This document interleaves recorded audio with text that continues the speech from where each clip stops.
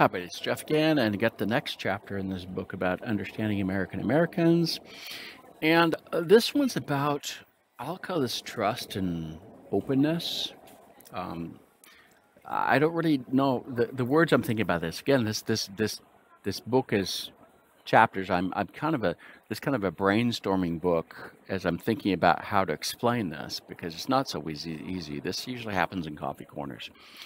So we've already talked about the other one about the whole thing of You know, we talked about having transparency. So now it's about trust and openness. It's kind of related, but it's separate, a little bit different. The thing that the whole thing that Americans have is this concept of trust, which is based on openness. Okay, which comes from that whole melting pot thing again, and that's why Americans are good salespeople.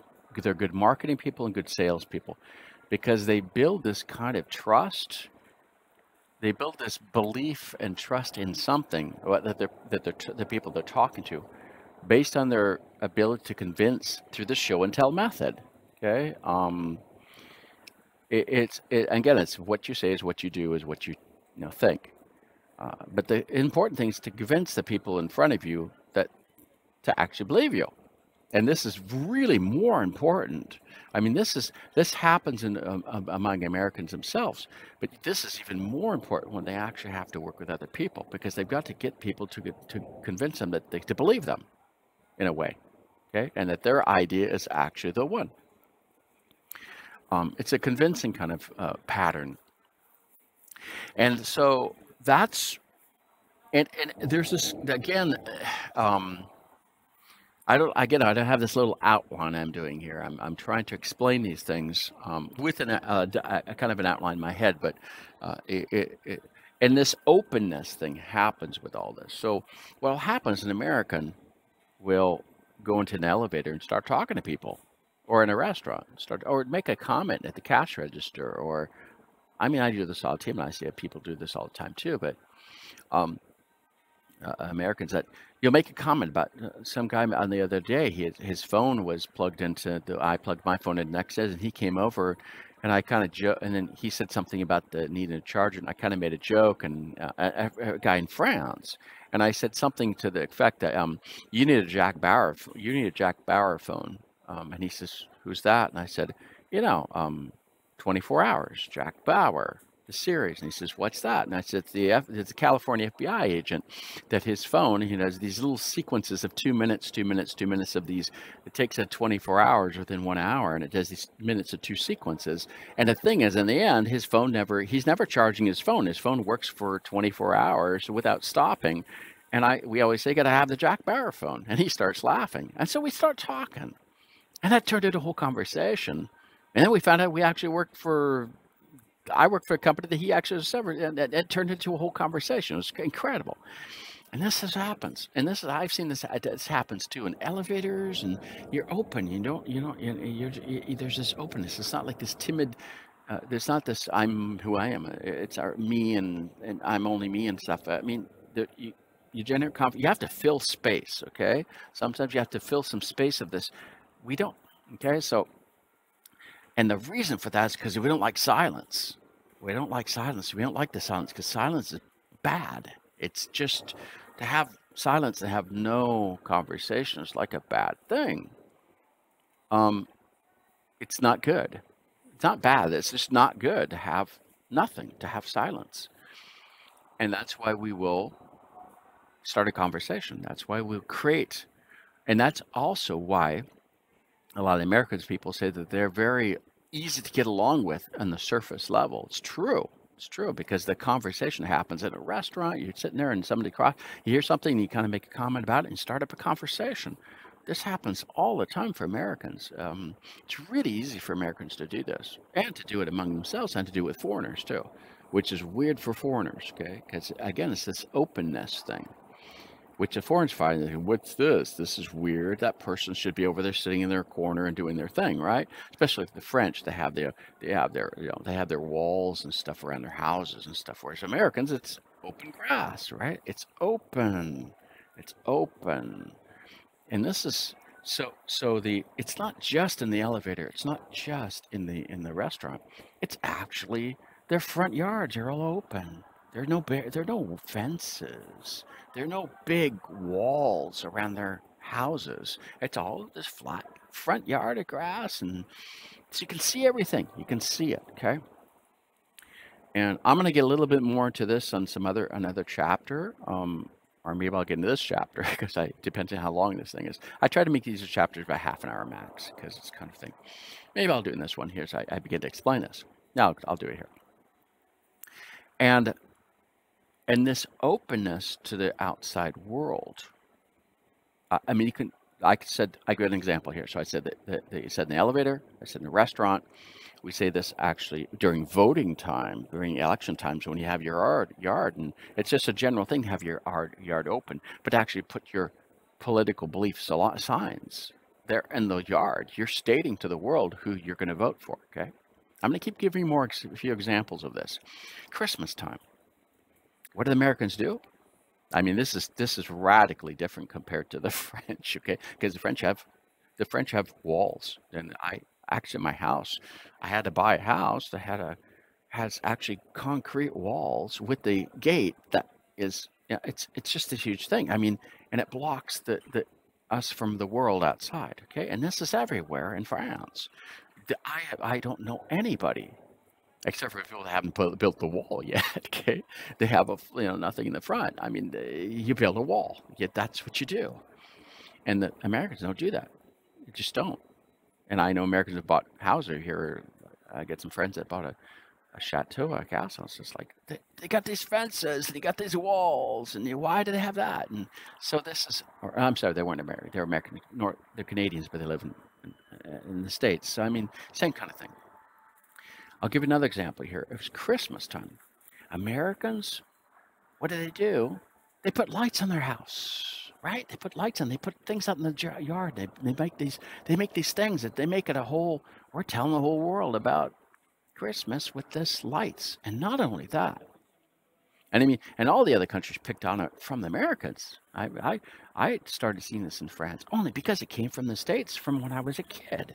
Okay, it wasn't. It just the French. My wife. I mean, she didn't. She never. Their family never did this when they were kids, and it's only after she lived in the States for 4 years and saw how this happened. And this isn't just Christmas. This is Halloween, right? You put all the things out in the front yard, right? And you put all these things. You decorate your yard up for the specific holiday, right? You're telling the world about you're celebrating the holiday. Christmas, coming together, Christmas. Where do Americans put the Christmas tree? The French put it off in the corner. Way off in the corner, the Christmas tree. Because it's a private thing. What do the Americans do? They put it on the front of the front window so you can see it with the lights on it, right? You got to put lights on the tree. You got to flock the tree. Don't buy a flocked one.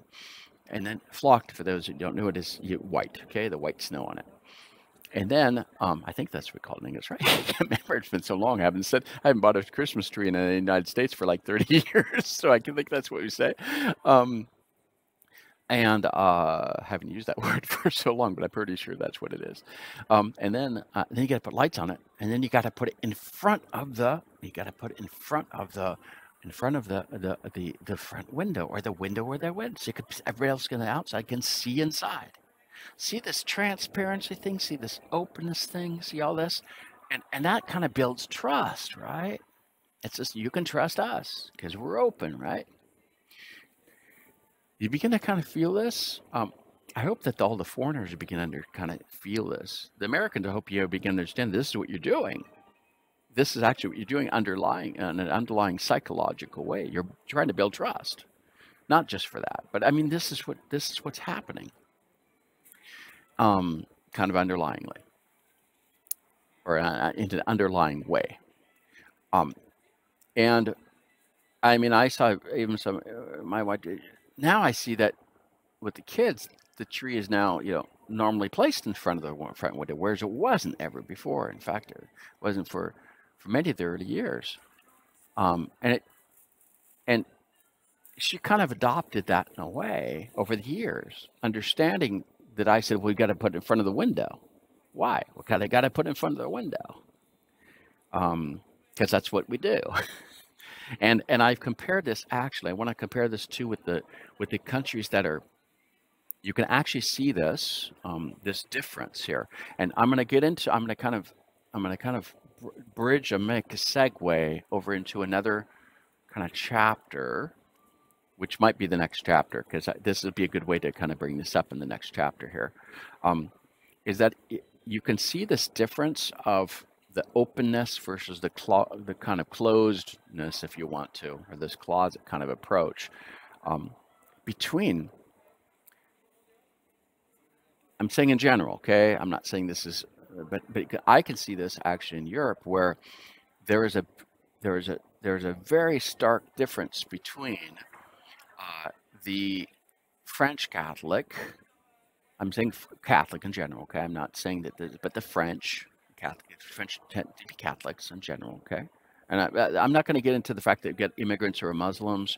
I'm not going to get into the fact that there are minority, populations of Protestants. I'm not going to get, or that there were, a few Anglicans. I mean, compared, they're just, the French consider themselves to be Catholic in general, cultural, okay? I'm not trying to make any, I'm just trying to kind of show this with a comparison with that.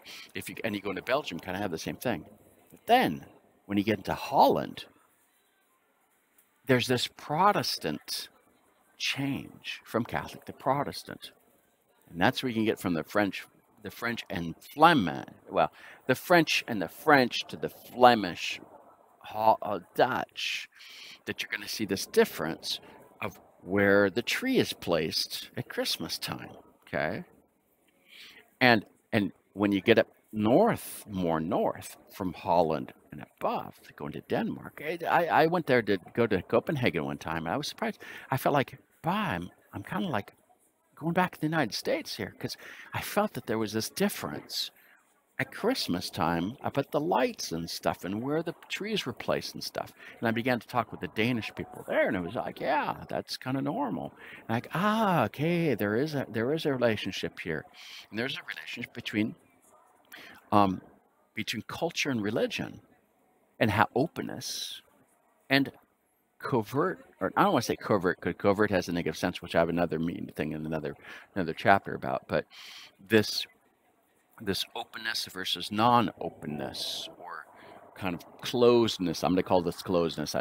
Actually, closet is a good word, because it actually explains it. Closedness can be closet, right? So you're kind of hiding and kind of protecting. So this, there is a difference, and you'll see this. We'll kind of discuss this more, and that's why I'm doing these short chapters. They're about half an hour in general. And this is a very important thing. So if you come from a culture that tends to be very protective of its yard, or very protective of the conversations, or kind of that the conversations should be in private and stuff, you will be shocked by kind of associating yourself with Americans, or you'll go through a culture shock with Americans, because they will just shock you, because they'll be so open immediately, very immediately. However, we'll go into another chapter too about the depth of relationships, and also the Americans can create friends real fast. And again, friends, I'm being very general. Okay, I got to make another chapter on the friends thing too. So I'm doing this because I haven't got that outline. Well, I'll get my outlines actually on a hard disk right here, my old book. Remember I remember to see the book that was on. It's actually in this hard disk over here that I got to go get and put in. I got to put the old outline up here. But I'm remembering this as I'm talking here. So we're going to go into, I'm going to have a chapter about religion. I'm going to have a chapter about friends, okay, or relationships, okay. And I'll do this next. I don't know what order this is going to be in the end, because I'll put it in a playlist and we'll forget where they go, okay. But these will be separate chapters. But this openness one and the trust is in these other parts, and comes from the one that I said before, again, about the whole transparency thing. These are all related, but they're kind of separate, but they all kind of fit together in this chain of why Americans, understanding America and Americans. which comes from the past too, which comes again from the past, from the many of the different yeah, the different colonies, the immigrants that came during these colonies, which came from some of the pilgrims and some of there were different reasons. And I'll tell those in different chapters too. I mean, there's going to be a lot of these little chapters that will help build this book, and this will really help you to understand um, how Americans are culturally from history, how they are now, and how they think. And here we're talking about past, present, future, right? That'll be another chapter.